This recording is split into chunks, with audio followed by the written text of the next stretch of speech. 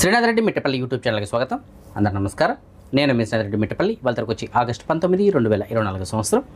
ఇవాళ ముఖ్యాంశాలకు వచ్చినట్లయితే, కువైట్లో గృహ కార్మికులు ఎవరైతే పారిపోతుంటారో అలాంటి సమస్యలను పరిష్కరించడం కోసం చెప్పేసి కువైట్కి సంబంధించినటువంటి గవర్నమెంట్ ఒక వ్యూహాన్ని ఆవిష్కరించింది. కువైట్లోని ఇండ్లలో పనిచేసినటువంటి గృహ కార్మికులు ఎవరైతే ఉంటారో అలాంటి వారు బయట కొంతమంది చెప్పేటువంటి మాటలు విని రెస్టారెంట్లో కానీ, కేఫ్ల్లో కానీ, అలాగే బయట గంటల పనికి కానీ ఇలాంటి వాటికి మీకు ఎక్కువ జీతాలు ఇప్పిస్తామని చెప్పేసి ఆశ చూపించి చాలామందిని ఇంట్లో బయట తీసుకెళ్ళిపోతున్నారు.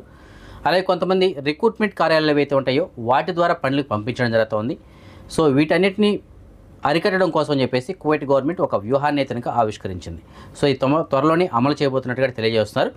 సో ఆ విధంగా వీళ్ళు అమలు చేసేటప్పుడు ఎవరైనా సరే గృహ కార్మికులు ఇంట్లో పారిపోయినట్లు కానీ, లేదంటే వారిని ఎవరైతే ఇంట్లో బయట తీసుకొచ్చుంటారో, లేదంటే ఏ గృహ కార్మికుల కార్యాలయాలు ఏవైతే ఉంటాయో నియమించేటువంటి కార్యాలయాలు అలాంటి వాళ్ళు వీరిని బయట పనికి పంపిస్తున్నట్టు తెలిసిన, లేదంటే కొంతమంది సోషల్ మీడియాలో యాడ్లు ఇస్తుంటారు, మేము గంటల పనికి పంపిస్తాము మనుషులు ఉన్నారు అని చెప్పేసి. సో అలాంటి వాళ్ళు అది ఎందుకంటే దానికి పర్మిషన్ లేదు గవర్నమెంట్ నుంచి. సో ఆ విధంగా ఎవరైనా పంపిస్తున్నట్లయితే వారిపైన కూడా చట్టపరమైన చర్యలు చాలా కఠినంగా ఉంటాయని చెప్పేసి తెలియజేస్తున్నారు. కువైట్కి సంబంధించినటువంటి జనరల్ ట్రాఫిక్ డిపార్ట్మెంట్ వాళ్ళు అందిస్తున్న సమాచారం మేరకు గడిచిన ఒక వారం రోజులు అనగా ఆగస్టు 11 నుంచి ఆగస్టు 17 ఈ 7 రోజుల సమయంలో కువైట్ వ్యాప్తంగా అన్ని గవర్నరేట్లు వీళ్ళు నిర్వహించిన తనిఖీల్లో సుమారుగా 190 మందిని అరెస్ట్ చేసినట్లు, అలాగే 61 వాహనాలని స్వాధీనం చేసుకున్నట్లు తెలియజేస్తున్నారు.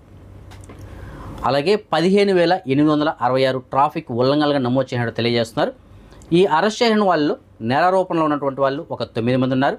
అలాగే అధికారిక పత్రాలు లేనటువంటి వాళ్ళు ఒక 80 మంది ఉన్నారు.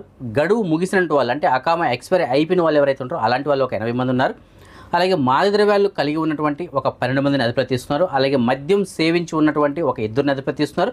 వీరితో పాటుగా అసాధారణ స్థితిలో ఉన్నటువంటి ఒక 7 కూడా అదుపులోకి తీస్తున్నారు. అలాగే 61 వాహనాలను కూడా స్వాధీనం చేసుకోవడం జరిగింది. ఆ 61 వాహనాలు కూడా ఆల్రెడీ కోర్టు జప్తు చేయమని చెప్పేసి ఆదేశాలు అయితే ఉన్నాయి. సో అలాంటి వాహనాలు బయట తిరుగుతుండటంతో వాటిని కూడా స్వాధీనం చేస్తున్నారు. సో ఏదైనప్పటికీ ఒక వారంలోనే ఇంతమందిని అరెస్ట్ చేయడం, ఇన్ని వాహనాలు స్వాధీనం చేసుకున్నారంటే కువైట్కి సంబంధించిన జనరల్ ట్రాఫిక్ డిపార్ట్మెంట్ వాళ్ళు ఏ రేంజ్లో కువైట్లో తనిఖీలు నిర్వహిస్తున్నారు ఒకసారి చూడండి. కువైట్లో ప్రస్తుతానికి మన భారతదేశానికి సంబంధించినటువంటి విదేశాంగ మంత్రి అయినటువంటి డాక్టర్ ఎస్ జయశంకర్ గారు పర్యటిస్తున్నారని చెప్పేసి మనం చెప్పుకున్నాం కదా. అయితే దీన్ని బట్టి మనకు అర్థమవుతుంది ఏమిటంటే, మన భారతదేశ ప్రధానమంత్రి అయినటువంటి నరేంద్ర మోడీ గారు ఆయన పదవిలోకి వచ్చిన తర్వాత 10 సంవత్సరాల కాలంలో గల్ఫ్ దేశాల్లో కువైట్ తప్ప అన్ని దేశాలని ఆయన పర్యటించడం జరిగింది. కొన్ని దేశాలకైతే 2 సార్లు కూడా పర్యటించారు. యూఏఈ, అలాగే దుబాయ్ లాంటి సౌదీ లాంటి దేశాలకైతే 2 సార్లు కూడా ఆయన వెళ్ళడం జరిగింది. అయితే కువైట్కి మాత్రం ఇంతవరకు ఒక్కసారి కూడా రాలేదు. కాకపోతే ఈసారి ఆయన అతి త్వరలోనే కువైట్కి వచ్చేటువంటి అవకాశం ఉండొచ్చు అని చెప్పేసి ఈ సమాచారం అయితే మనకి అందుతుంది. ఎందుకంటే ప్రస్తుతానికి జయశంకర్ గారు కువైట్లో పర్యటిస్తున్నారు కదా, ఇది దానికి సూచిక అని చెప్పేసి మనం అనుకోవాలి. ఏదైనప్పటికీ నరేంద్ర మోడీ గారు త్వరలోనే కువైట్కి వచ్చే అవకాశాలు ఉండొచ్చు అని చెప్పేసి సమాచారం. ఆయన కనుక వచ్చినట్లయితే కువైట్లో కొన్ని ఈ ద్వైపాక్షిక సంబంధాలు మరికొంత మెరుగుపడడానికి కానీ, అలాగే కువైట్లో ప్రస్తుతానికి ప్రవాసులకు ఉన్నటువంటి సమస్యలు ఏవైతే ఉంటాయి అవి కొద్దిగా తగ్గుముఖం పడడానికి కూడా అవకాశాలు ఉండొచ్చు అని చెప్పేసి ఒక ఆశాభావం అయితే వ్యక్తం చేస్తున్నారు.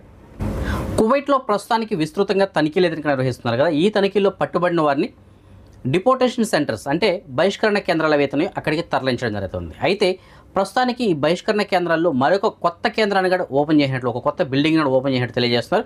సులోబియాలో దీనికి సంబంధించినటువంటి బహిష్కరణ కేంద్రాన్ని ఒకదాన్ని ఓపెన్ చేసినట్లు. ఎందుకంటే ఇప్పుడు పట్టుకున్న వాళ్ళు చాలా ఎక్కువ మంది అయిపోతున్నారు. సో వారిని ఉంచాలంటే కంపల్సరీగా ఒక కేంద్రం అంటూ ఉండాలి కదా. సో వాళ్ళకి పడుకోవడానికి కానీ, ఉండడానికి కానీ, తిండికి కానీ అన్ని ఏర్పాట్లు చేయాలి. కాబట్టి ఇప్పుడున్నటువంటి సెంటర్స్ సరిపోక ఆ సెంటర్ని కూడా కొత్తగా ఓపెన్ చేసినట్లు తెలియజేస్తున్నారు. సో ఏదైనప్పటికీ అంచెల వారీగా అందరినీ దేశ బహిష్కరణ చేస్తారు.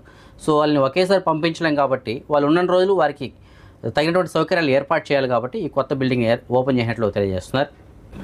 రొమైతియా ప్రాంతంలో ఒక అపార్ట్మెంట్లోని ఒక లిఫ్ట్ రిపేర్ వచ్చింది. అయితే ఆ లిఫ్ట్ని రిపేర్ చేయడం కోసం చెప్పేసి, మరమ్మతులు చేయడం కోసం చెప్పేసి ఒక 3 కార్మికులు వెళ్ళారు.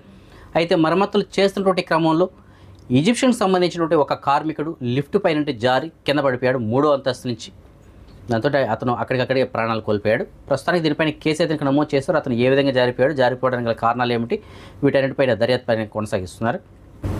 కువైట్కి సంబంధించినటువంటి మినిస్టర్ ఆఫ్ హెల్త్ వాళ్ళు ఒక హెచ్చరిక జారీ చేస్తున్నారు. మినిస్టర్ ఆఫ్ హెల్త్కి సంబంధించినటువంటి బిల్డింగ్స్ దగ్గర పార్కింగ్ ప్లేస్ ఏదైతే ఉంటుందో అక్కడ కొంతమంది వెహికల్స్ని చాలా కాలంగా పార్క్ చేసి వదిలేస్తున్నారంట. సో అలాంటి వెహికల్స్ అన్నింటినీ అక్కడి నుంచి క్లియర్ చేయడం కోసం అని చెప్పేసి ప్రస్తుతానికి ప్రణాళికను రూపొందించినట్టు వాళ్ళు తెలియజేస్తున్నారు. సో అతి త్వరలోనే అక్కడ ఎవరైతే ఎక్కువ కాలం పార్క్ చేసి వదిలేసింటారో బండ్లని వాటన్నిటిని అక్కడి నుంచి తొలగించడం జరుగుతుంది.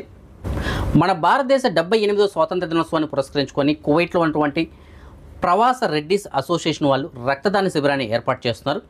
ఈ నెల 23వ తారీఖున అనగా ఆగస్టు 23వ తారీఖు శుక్రవారం మధ్యాహ్నం 1 గంట నుంచి 5 గంటల మధ్యకాలంలో జాబ్రియాలో ఉన్నటువంటి ఈ బ్లడ్ బ్యాంక్ సెంటర్ ఏదైతుందో అక్కడ ఈ రక్తదాన శిబిరాన్ని ఏర్పాటు చేస్తున్నారు. కాబట్టి కులమత రాజకీయాలకు అతీతంగా ప్రతి ఒక్కరూ ఈ రక్తదాన శిబిరం ఏదైతే ఏర్పాటు చేస్తున్నారో అక్కడ పాల్గొని రక్తదానం చేయగలరని చెప్పేసి వాళ్ళైతే ఆశిస్తున్నారు. ఎందుకంటే రక్తదానం అనేటువంటిది మనం ఒకరు రక్తదానం చేసినట్లయితే 3 ప్రాణాలను కాపాడచ్చు. సో అంతటి వాల్యూ ఉంటుంది రక్తదానానికి. కాబట్టి మీలో ఎవరైతే రక్తదానం చేయడానికి అర్హత కలిగి ఉంటారో అలాంటి వాళ్ళందరూ రక్తదానం చేయడానికి ట్రై చేయండి.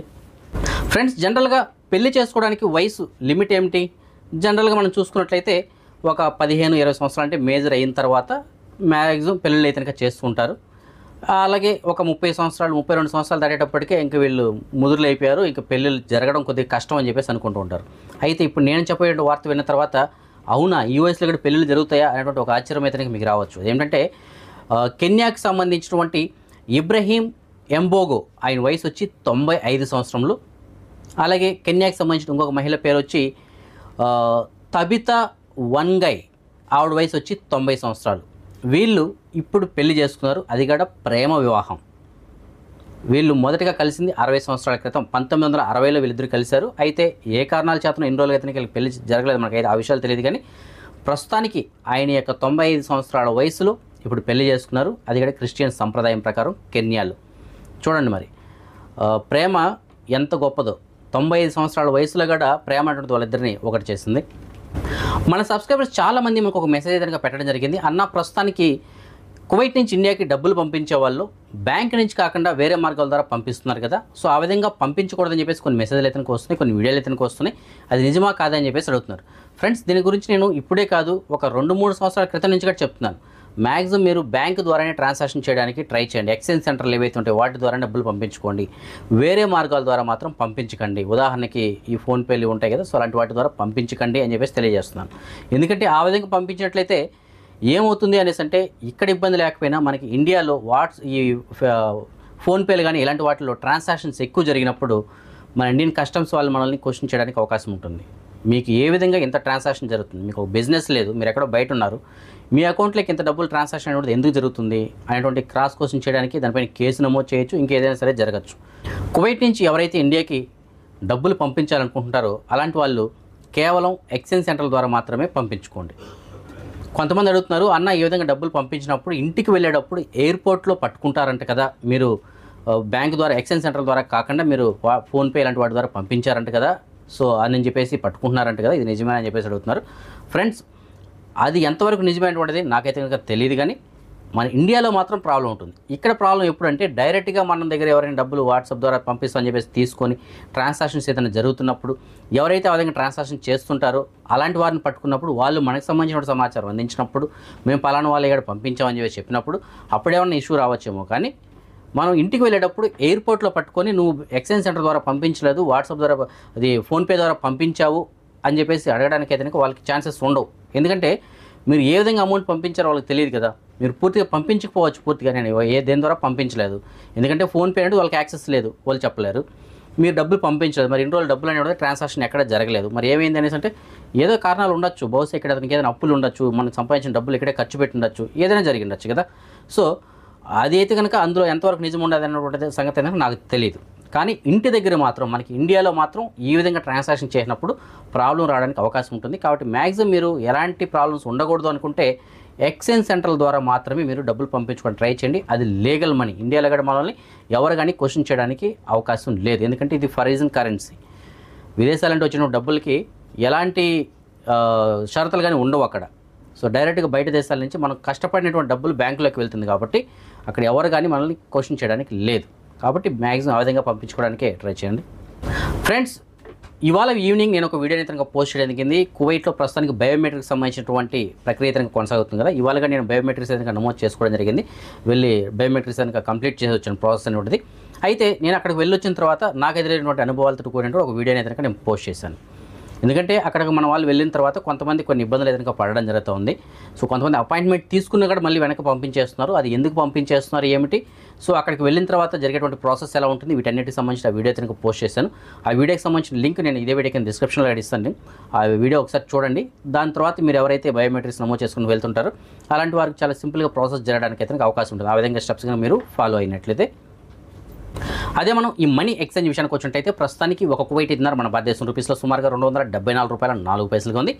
బంగారం విషయానికి వచ్చినట్లయితే మాలియాలో ఉన్న సూకల్వతిలో ఉన్నటువంటి షాప్ నెంబర్ 121లో ఉన్న ఎఫ్కే జ్యువెలర్స్ వాళ్ళు మనకు అందించే సమాచారం మేరకు 22 క్యారెట్ల బంగారం ప్రస్తుతానికి ఒక గ్రామ్ ధర 22 దినార్ల 790 పైసలుగా ఉంది. అదే 24 క్యారెట్ల బంగారం అనగా బిస్కెట్ రూపంలో బంగారం ప్రస్తుతానికి ఒక గ్రామ్ ధర 24 దినార్ల 853 పైసలుగా ఉంది. సో ఇవి ఫ్రెండ్స్ ప్రస్తుతానికి ఉన్న అప్డేట్స్. రేపు రాత్రి 9 గంటలకు వచ్చే వీడియోలో మరిన్ని అప్డేట్స్ కలుసుకుందాం. అందరికీ సెలవు. జై హింద్.